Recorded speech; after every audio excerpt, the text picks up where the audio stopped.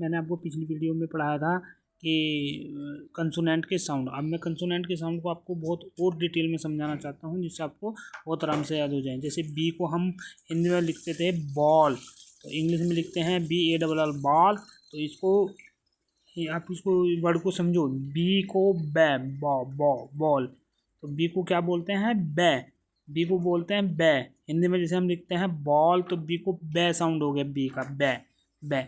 सी को कैट बोलते हैं, इंग्लिश में बोलते हैं कैट, और हिंदी में लिखते हैं कैट। तो सी का साउंड क्या हो गया? कैट। सी का हो गया कै। सी का साउंड क्या हो गया? कै। हम बच्चों को कैसे सिखाते हैं? कैट। तो साउंड नहीं याद कर पाते बच्चे, तो उसे याद करने के लिए मैंने एक वीडियो बनाई है, इसे याद करेंगे आप अच्छे से। जैसे डी को क्या बोलते हैं हम लोग? डॉग बोलते हैं इंग्लिश में, डॉग। तो वो साउंड डॉग तो याद रहता है उसका, लेकिन उसके डी का जो हिंदी में साउंड है वो याद नहीं होता, तो उसको याद करेंगे dog. D for dog. D को डै बोलते हैं, डी का साउंड क्या होता है? डै। डी का साउंड होता है डै। जैसे मैंने आपको बी का साउंड बताया बै बॉल, सी का कै कैट, सी का साउंड है कै कैट, डी का डै डॉग डै डॉग। ऐसे ही एफ का साउंड क्या है? तो फिश, हम बोलते हैं फिश, तो फै। फिश क्या साउंड है एफ का? फै। हिंदी में क्या बोलते हैं? फै। कहीं हिंदी में एफ फै लिखा होगा तो उसको हम समझेंगे फै, फिश, फै। एफ, एफ का साउंड हो गया फै। जी, जी में इंग्लिश में हम सीखा हमने गर्ल, तो जी का साउंड गै का गै, जी का गै। जी के दो साउंड होते हैं, पिछली वीडियो में समझाया था मैंने जी के दो साउंड। फिलहाल आपको याद करेंगे केवल एक ही साउंड, यहाँ जी को गै। और जैसे एच को हैट बोलते हैं हम लोग, हैट, HAT हैट। तो है को हैट बोलेंगे हम लोग।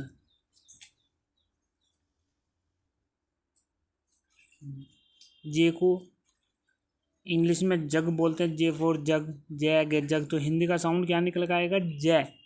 जे को बोलेंगे जै। के को काइट बोलते हैं हम लोग, कै कै काइट। तो आपको वीडियो में सिखाते भी हैं लोग कै कै काइट। तो आपने उसको याद करने का एक सिंपल सा तरीका निकालेंगे, इसको हिंदी में लिखेंगे काइट, और के को क्या बोलते हैं? के को क्या बोलते हैं ऐसे याद करेंगे। जैसे एल को लायन बोलते हैं, मैंने लायन हिंदी में लिखा है, इंग्लिश में भी लिखा है। तो लायन ले लायन, ले लायन। तो एल का क्या साउंड होगा? ले ले ले लायन, ले लायन। तो साउंड याद हो जाएंगे आपसे इसको इस तरह से आपको। जैसे हम साउंड करेंगे मैंगो, इंग्लिश में हम लिखते हैं मैंगो, इंग्लिश में क्या साउंड है इसका? मैंगो। मैंगो को हम लिखेंगे एम, मैंगो, मैंगो। एम को मैं लिखेंगे mango, mango, M mango. N को nest, N nest, N nest, nest. जैसे पैरट, इंग्लिश में भी लिखा है मैंने, हिंदी में भी। तो जब हिंदी में पैरट लिखते हैं तो आपको समझ में आ जाएगा पी को क्या बोलते हैं? पै पै पै पैरट, पै पै पैरट। क्यू को क्वीन, क्वीन क्यू। आर को रैट, हिंदी में लिखा है, ये सब आपको समझाने के लिए लिखा है। आर को rat, rat rat rat rat R rat rat rat रै। आर को बोलते हैं रैट। एस को बोलते हैं सन, से। आपको इंग्लिश में सिखाते थे, लेकिन बच्चों को ये याद नहीं होते। आर को रै बोलते हैं, एस को से बोलते हैं, वो कंफ्यूज हो जाते हैं। तो इसको याद करने के लिए बच्चों को ऐसे समझाए, हिंदी में लिख के सन, सन। हिंदी में जब सन लिखेंगे तो वो समझ जाएगा एस को क्या कहते हैं? सन। और इंग्लिश में भी सन लिखेंगे उसके नीचे तो वो समझ जाएगा कि हाँ एस को से बोलते हैं। टी को टे बोलते हैं, टेलीफोन, टी को टेलीफोन, टी को टेलीफोन बोलते हैं। T for telephone, T for telephone, टे टे टे।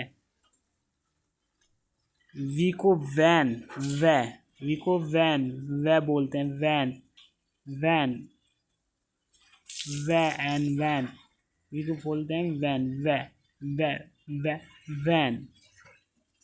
जब आप हिंदी में लिख के दिखाओगे, उसको सर्किल करोगे, तो इससे बच्चे आराम से समझ पाएंगे हाँ वी को वह बोलते हैं। बच्चे बहुत आसानी से याद कर पाएंगे। डब्लू को वाच, वाच।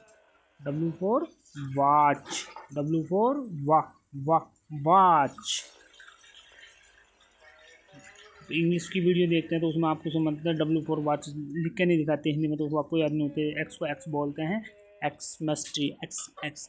वाई को येलो, येलो, तो वाई का साउंड क्या हो जाएगा, ये। जहाँ कहीं यह होगा तो वहाँ हम लिखेंगे Y, Y, Y. Z, zebra, zebra. तो जेड का साउंड जैबरा, जहाँ भी जै लिखा होगा तो zebra. Z for zebra, Z for zebra.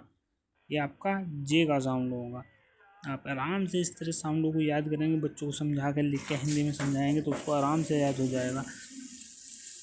In sound को समझाने का मैं प्रयास कर रहा हूँ। जब आप ये साउंड अच्छे से याद हो जाएंगे तो आपका बच्चा हल्की हल्की सी रीडिंग पढ़ने का प्रयास करेगा, वो अक्षर को पहचानने का प्रयास करेगा जो वो इंग्लिश में लिखा है।